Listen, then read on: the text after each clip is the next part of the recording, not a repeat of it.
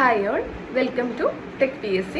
ഇന്ന് നമ്മൾ ഡിസ്കസ് ചെയ്യാൻ പോകുന്നത് ഇൻഡസ്ട്രിയൽ എക്സ്റ്റൻഷൻ ഓഫീസർ എന്ന തസ്തികയിലേക്കുള്ള എക്സാമിന് ഇലക്ട്രോണിക്സ് എഞ്ചിനീയറിംഗ് സിലബസിൽ വരുന്ന ടോപ്പിക്കുകൾ ഏതൊക്കെയാണ്, എന്തൊക്കെ ടോപ്പിക്സുകളാണ് നമ്മൾ കവർ ചെയ്യേണ്ടത്, എങ്ങനെ പഠിക്കണം ഇലക്ട്രോണിക്സ് എന്നതിനെക്കുറിച്ചാണ്.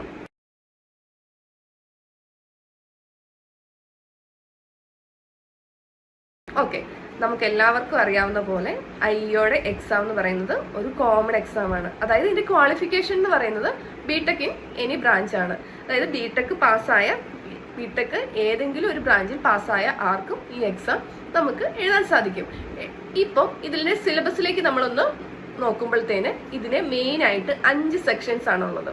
അതായത് ഫസ്റ്റ് പാർട്ടില് സിവിൽ എഞ്ചിനീയറിംഗ്, സെക്കൻഡ് പാർട്ടിൽ mechanical and industrial engineering, third section electrical engineering, ഫോർത്തിൽ ഇലക്ട്രോണിക്സ് എഞ്ചിനീയറിംഗ്, ഫിഫ്ത്ത് പാർട്ടിൽ കൊടുത്തിരിക്കുന്നത് കമ്പ്യൂട്ടർ സയൻസ് എഞ്ചിനീയറിംഗിന്റെ സിലബസ് ആണ്. ഏകദേശം ലാസ്റ്റ് നടന്ന എക്സാമിനെ ബേസ് ചെയ്ത് പറയുവാണ് 20 മാർക്കോളം ക്വസ്റ്റ്യൻസ് ഇലക്ട്രോണിക്സ് എഞ്ചിനീയറിംഗിൽ ഉണ്ടായിരുന്നു. അതായത് ഈക്വൽ ഇമ്പോർട്ടൻസ് ആണ് എല്ലാ ബ്രാഞ്ചസിനും ഉള്ളത്. എല്ലാ ബ്രാഞ്ചസിനും ഈക്വൽ ഇമ്പോർട്ടൻസ് ആയതുകൊണ്ട് നമ്മുടെ സ്ട്രീം, ഇപ്പം ബിടെക് ഏതൊരു സ്ട്രീമിൽ പഠിച്ച ഒരാളാണെങ്കിൽ പോലും മറ്റ് സ്ട്രീമുകളുടെ ബേസിക് ആയിട്ടുള്ള സിലബസിൽ പറഞ്ഞിരിക്കുന്ന ബേസിക് ആയിട്ടുള്ള കാര്യങ്ങൾ അറിയാമെങ്കിൽ തന്നെ എക്സാം ഈസി ആയിട്ട് നമുക്ക് ക്രാക്ക് ചെയ്ത് ജോലിയിലും പ്രവേശിക്കാൻ പറ്റും. ഓക്കെ, നമുക്ക് ഇലക്ട്രോണിക്സ് എഞ്ചിനീയറിംഗിന് അണ്ടറിൽ എന്തൊക്കെ ടോപ്പിക്സുകളാണ് പഠിക്കാനുള്ളത്, അത് എങ്ങനെ പഠിക്കണമെന്നുള്ളത് നമുക്കൊന്ന് ഡിസ്കസ് ചെയ്യാം.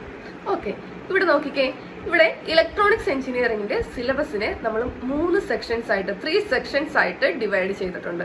ഫസ്റ്റ് സെക്ഷൻ എന്ന് പറയുന്നത് ബേസിക് ഇലക്ട്രോണിക് സെക്ഷന്, സെക്കൻഡ് സെക്ഷൻ എന്ന് പറയുന്നത് switches and relay, third section എന്ന് പറയുന്നത് micro controller and micro processor. ഇതിൽ ബേസിക് ഇലക്ട്രോണിക് സെക്ഷന്റെ അണ്ടറിൽ വരുന്നതാണ്. അതായത് ഈ ടോപ്പിക്കുകളൊക്കെ തന്നെ ഏതൊരു ബ്രാഞ്ച് പഠിച്ചൊരു കുട്ടിയാണെങ്കിൽ പോലും ആ കുട്ടിക്ക് ഈസി ആയിട്ട് മനസ്സിലാക്കാനും പഠിക്കാനും എളുപ്പമായിരിക്കും. കാരണം എന്താ വെച്ച് കഴിഞ്ഞാൽ ഈ ടോപ്പിക്കുകളെല്ലാം, ബേസിക് ഇലക്ട്രോണിക്സിന്റെ എല്ലാ ടോപ്പിക്കുകളും ഏതൊരു ബ്രാഞ്ചിലുള്ള കുട്ടിയാണെങ്കിലും ആ കുട്ടി ഫസ്റ്റ് സെമ്മില്, ബിടെക്കിന്റെ ഫസ്റ്റ് ആദ്യത്തെ 2 സെമ്മുകളിലായിട്ട് ബേസിക് ഇലക്ട്രിക്കൽ ആൻഡ് ഇലക്ട്രോണിക്സ് എഞ്ചിനീയറിംഗിൽ പഠിക്കുന്നതാണ്. അതുകൊണ്ട് നമുക്ക് ഈസി ആയിട്ട് ഈ ഒരു സെക്ഷനിൽ നിന്ന് വരുന്ന ക്വസ്റ്റ്യൻസ് ക്രാക്ക് ചെയ്യാൻ പറ്റും. അതായത് ഫസ്റ്റ് സെക്ഷനിൽ ഇവർ പറഞ്ഞിരിക്കുന്ന അനുസരിച്ച് സിലബസിൽ, എക്സ്പെക്ടഡ് സിലബസിൽ പറയുന്നത് റെസിസ്റ്റർ, ഇൻഡക്ടർ, കപ്പാസിറ്റർ, അതായത് നമ്മുടെ ആക്റ്റീവ് ആൻഡ് പാസീവ് കമ്പോണൻസിൽ പാസീവ് കമ്പോണൻസുകളുടെ ടൈപ്പുകൾ, വർക്കിംഗ് പ്രിൻസിപ്പിൾസ്, യൂസസ്, ഇതൊക്കെയാണ് ഫസ്റ്റ് സെക്ഷനിൽ നമുക്ക് നോക്കാനുള്ളത്. അതൊക്കെ നമ്മൾ ഫസ്റ്റ് ഇയറിൽ പഠിച്ച കാര്യങ്ങളാണ്. ഒന്നും കൂടെ നമ്മളൊന്ന് റിവൈസ് ചെയ്ത് കഴിഞ്ഞാൽ ഈസി ആയിട്ട് ഈ സെക്ഷനിലെ മാർക്കുകൾ സ്കോർ ചെയ്യാവുന്ന കാര്യമുള്ളൂ. സെക്കൻഡ് സെക്ഷനിൽ പറയുന്നത് ഡയോഡുകളെ കുറിച്ചാണ്. ഡയോഡുകൾ, PN ജംഗ്ഷൻ ഡയോഡ്, നമ്മൾ +2 തൊട്ട് ഫിസിക്സിൽ പഠിക്കുന്നതാണ്. PN junction diode, zener diode, photo diode, solar cell, ഇതൊക്കെ നമ്മൾ ഫസ്റ്റ് ഇയറിൽ കവർ ചെയ്യുന്ന ടോപ്പിക്കുകളാണ്. ഏതൊരു ബ്രാഞ്ചുകാർക്കും ഈസി ആയിട്ട് മനസ്സിലാക്കി എടുക്കാവുന്ന ടോപ്പിക്കുകളാണ്. പിന്നെ പറയുന്നത് working principles of the analog and digital multimeter, function generator, UPS, GPS, GSM, GPRS, bluetooth, wifi, ഇതിന്റെയൊക്കെ പ്രിൻസിപ്പിൾസും അതിന്റെ വർക്കിങ്ങും എങ്ങനെയാണെന്നുള്ളതാണ് നമുക്ക് നോക്കാനുള്ളത്. ഈ ഒരു സെക്ഷനിൽ നിന്ന് ബേസിക് അറിയാവുന്ന ഏതൊരു കുട്ടിക്കും സ്കോർ ചെയ്യാവുന്ന ഒരു സെക്ഷനാണ്. ഓക്കെ, ഈ ഒരു ടോപ്പിക്ക് നമ്മുടെ ഫസ്റ്റ് ഇയറിൽ പഴയ ടെക്സ്റ്റ് ബുക്കുകളോ ഒക്കെ കയ്യിലുള്ളവർക്ക് അത് റെഫറൻസ് ചെയ്ത് കഴിഞ്ഞാൽ ഈസി ആയിട്ട് നമുക്ക് നോക്കാം. ഇനി കുറച്ച് പാടുള്ള ടോപ്പിക്സ് എന്ന് പറഞ്ഞു കഴിഞ്ഞാൽ, പാടെന്നല്ല, കുറച്ചും കൂടെ ബേസിക്സ് അല്ലാതെ വരുന്നത് എന്ന് പറഞ്ഞാൽ അടുത്ത സെക്ഷനിലാണ് സ്വിച്ചസ് ആൻഡ് റിലേ. ഇത് നമ്മൾ ഇലക്ട്രിക്കൽ സെക്ഷനിൽ പഠിച്ചൊരു കാര്യമാണ്. ഇലക്ട്രിക്കൽസും ഇലക്ട്രോണിക്സിന്റെയും ബേസിക് ഇലക്ട്രോണിക്സ് ആൻഡ് ഇലക്ട്രിക്കലിൽ ഫസ്റ്റ് ഇയറിൽ പഠിക്കുന്ന കാര്യങ്ങളാണ് switches, type of switches, SPST, SPDT, DPDT എന്ന സ്വിച്ചസിനെ കുറിച്ച് പഠിക്കണം. അതിന്റെ ടൈപ്സ്, യൂസസ് എന്തൊക്കെയാണ് പഠിക്കണം. അതുപോലെ തന്നെ സെൻസേഴ്സ് എന്താണ്, റിലേസ് എന്താണ്, അതിന്റെ ടൈപ്പുകൾ ഏതൊക്കെയാണ്, യൂസസ് എന്താണ്, ഇത്രയാണ് സെക്കൻഡ് സെക്ഷനിൽ കവർ ചെയ്യേണ്ടത്. പിന്നെ നോക്കാനുള്ളത് public addressing system.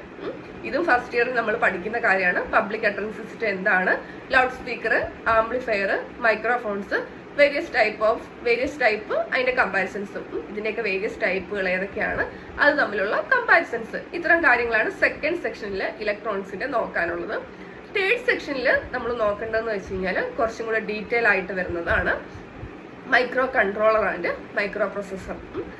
Okay, micro controller എന്താണ്, മൈക്രോ പ്രൊസസ്സർ എന്താണ്, ഇത് തമ്മിലുള്ള ഡിഫറൻസ് എന്താണ്, പിന്നെ നമ്മളോട് സ്പെസിഫൈ ചെയ്ത് സിലബസിൽ പറഞ്ഞിരിക്കുന്നത് 8085 മൈക്രോ പ്രൊസസ്സർ ഡീറ്റെയിൽ ആയിട്ട് പഠിക്കാൻ പറഞ്ഞിട്ടുണ്ട്. അതിന്റെ ബ്ലോക്ക് ഡയഗ്രാം മാത്രം പോരാ, പിൻ ഡയഗ്രാം നോക്കണം, ഇതിന്റെ അഡ്രസ്സിംഗ് മോഡ്സ് ഏതൊക്കെയാ നോക്കണം, ഇൻസ്ട്രക്ഷൻ സെറ്റുകൾ പഠിക്കണം. ഇൻസ്ട്രക്ഷൻ സെറ്റുകൾ പഠിച്ചാൽ മാത്രമേ നമുക്ക് ഈ അസംബ്ലി ലാംഗ്വേജ് പ്രോഗ്രാംസ് മനസ്സിലാക്കാൻ പറ്റുള്ളൂ. Assembly language programs, direct programs നിങ്ങൾക്ക് തന്നിട്ട് ലാസ്റ്റ് ഇയറിലൊക്കെ ക്വസ്റ്റ്യൻ പേപ്പറിൽ നമ്മൾ നോക്കി കഴിഞ്ഞ് കഴിഞ്ഞാൽ കാണാൻ പറ്റും.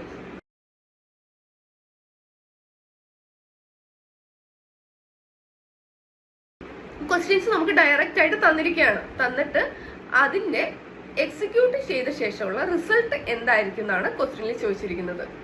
അപ്പൊ നമുക്ക് പ്രോഗ്രാം എന്താന്നുള്ളത് കറക്റ്റ്, അതായത് ഓരോ ഇൻസ്ട്രക്ഷൻ കൊടുക്കുമ്പോഴും എന്താണ് അവിടെ വർക്ക് ആകുന്നത്, എക്സിക്യൂട്ട് ആകുന്നത്, എങ്ങനെയായിരിക്കും അതിന്റെ റിസൾട്ട് എന്ന് നമുക്ക് കറക്റ്റ് ആയിട്ട് മനസ്സിലാകണമെങ്കിൽ ഇൻസ്ട്രക്ഷൻസ് അറിയണം. ഓക്കെ, അപ്പൊ അത് ഡീറ്റെയിൽ ആയിട്ട് നമ്മൾ നോക്കണം. നമുക്ക് ഇവിടെ പറഞ്ഞിട്ടുണ്ട് വിത്തൗട്ട് ജമ്പ് ഇൻസ്ട്രക്ഷൻ അല്ലാതെ ബാക്കി ഇൻസ്ട്രക്ഷൻസ് യൂസ് ചെയ്തിട്ടുള്ള assembly language program, basic level programs ആണ് വേണ്ടത്. പക്ഷെ ഇൻസ്ട്രക്ഷൻസ് അറിയെങ്കിൽ മാത്രമേ നമുക്ക് അവിടെ കറക്റ്റ് ആയിട്ട് ചെയ്യാൻ പറ്റുള്ളൂ. ഇത് പഠിച്ചു കഴിഞ്ഞ് കഴിഞ്ഞാൽ ഈസി ആയിട്ട് ട്രാക്ക് ചെയ്യാവുന്നതാണ്. കഴിഞ്ഞ തവണ ചോദിച്ചിരുന്നത് ലാംഗ്വേജ് പ്രോഗ്രാംസ് ചോദിച്ചിട്ടുണ്ടായിരുന്നു ഈ സെക്ഷനിൽ നിന്ന്. പിന്നെ നോക്കാനുള്ളത് application of microcontrollers in industry. എന്തൊക്കെ ഇൻഡസ്ട്രിയിലാണ് മൈക്രോ കൺട്രോളേഴ്സ് യൂസ് ചെയ്യുന്നത്, എന്തൊക്കെ തരത്തിലുള്ള ആപ്ലിക്കേഷൻസ് ആണ് മൈക്രോ കൺട്രോളറിനുള്ളത്. ഓക്കെ, ഇത്രയാണ് നമ്മുടെ സിലബസ് വൈസ് ടോപ്പിക്കുകളായിട്ട് ഇലക്ട്രോണിക്സ് എഞ്ചിനീയറിംഗ് സെക്ഷനിൽ നമുക്ക് തന്നിരിക്കുന്നത്. അപ്പം ഏതൊരു ബ്രാഞ്ചിലുള്ള ഒരു കുട്ടിയാണെങ്കിൽ പോലും ആ കുട്ടിക്ക് ബേസിക്സ് ആയിട്ട് ആദ്യത്തെ 2 സെക്ഷനും ബേസിക്സിനാണ് വരുന്നത്. അതായത് നമ്മൾ ഫസ്റ്റ് ഇയറിൽ പഠിച്ച കാര്യങ്ങളൊക്കെ തന്നെയാണ്. പിന്നെ 3rd സെക്ഷന് വരുന്നത് മാത്രമാണ് ഒന്നും കൂടെ ഒരു അഡ്വാൻസ്ഡ് ലെവൽ എന്ന് നമുക്ക് പറയാൻ പറ്റുള്ളൂ. മൈക്രോ കൺട്രോളർ ആൻഡ് പ്രൊസസ്സർ ഇത് എക്സാമിന് നമുക്ക് ഡീറ്റെയിൽ ആയിട്ട് ആദ്യം ഒരു കുട്ടി ഒരു സിലബസ് ശരിയായ രീതിയിൽ അനലൈസ് ചെയ്ത് പഠിച്ചു കഴിഞ്ഞു കഴിഞ്ഞാൽ തന്നെ ആ സിലബസ് എങ്ങനെ പഠിക്കണം എന്നൊരു കുട്ടി പഠിച്ചു കഴിഞ്ഞാൽ തന്നെ അത് പകുതി വിജയിച്ചെന്ന് പറയാം. കാരണം എന്താ വെച്ച് കഴിഞ്ഞാൽ ആവശ്യമില്ലാതെ നമ്മൾക്ക് ഈ ഒരു എക്സാമിന് വേണ്ടത് ഒരു സ്മാർട്ട് വർക്കാണ്. സ്മാർട്ട് വർക്ക് ആകുമ്പോഴത്തേനും ആവശ്യമില്ലാതെ നമ്മൾ ബിടെക്കിന് പഠിച്ച പോലെ എല്ലാ ടോപ്പിക്കുകളും കവർ ചെയ്യാതെ എന്തൊക്കെ പഠിക്കണം, എങ്ങനെ പഠിക്കണം എന്ന് തീരുമാനിച്ചു കഴിയുമ്പം അവനത് മനസ്സിലാക്കി കഴിയുമ്പോൾ തന്നെ അവനോട് പകുതി വിജയിച്ചു. പിന്നെ നോക്കേണ്ടത് പ്രീവിയസ് ഇയർ ക്വസ്റ്റ്യൻ പേപ്പേഴ്സ് ആണ്.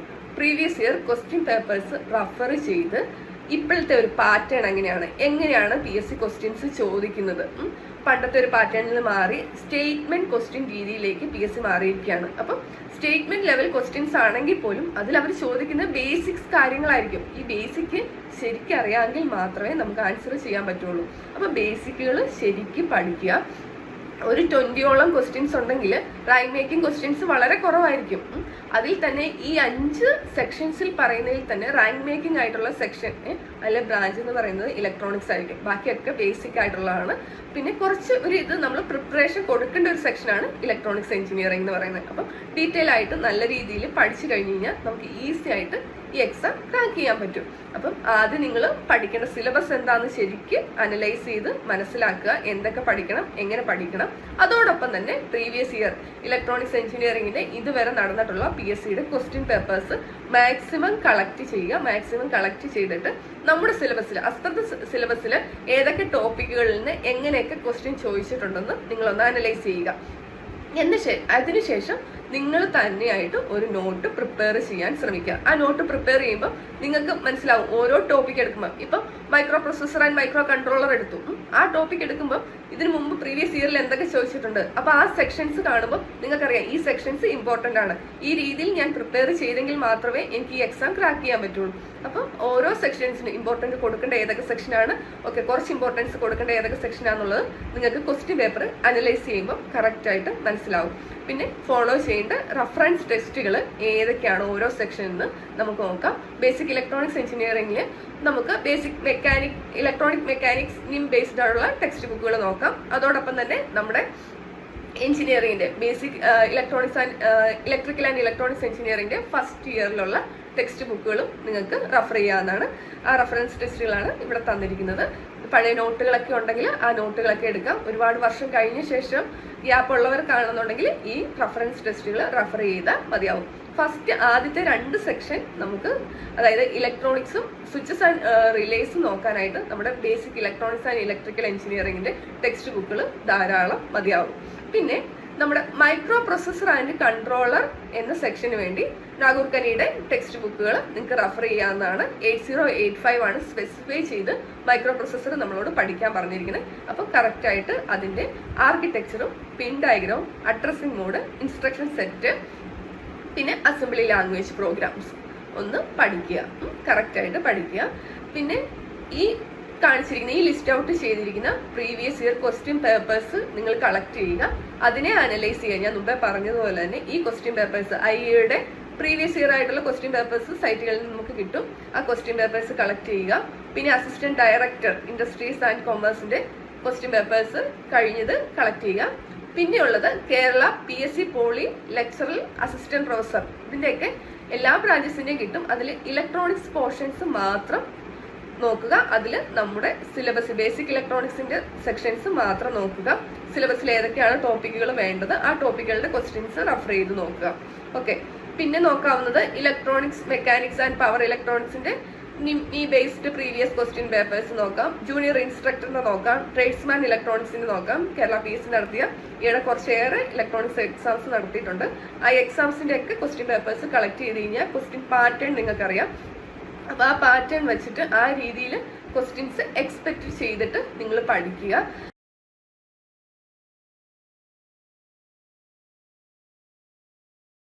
അപ്പം നല്ല രീതിയിൽ ഒരു പ്രിപ്പറേഷൻ ഉണ്ടെന്നുണ്ടെങ്കിൽ ഈസി ആയിട്ട് ക്രാക്ക് ചെയ്ത് നല്ലൊരു പോസ്റ്റിൽ നല്ലൊരു പൊസിഷനിൽ നിങ്ങൾക്ക് എത്താൻ സാധിക്കുന്ന ഒരു എക്സാമാണ് ഇൻഡസ്ട്രിയൽ എക്സ്റ്റൻഷൻ ഓഫീസർ.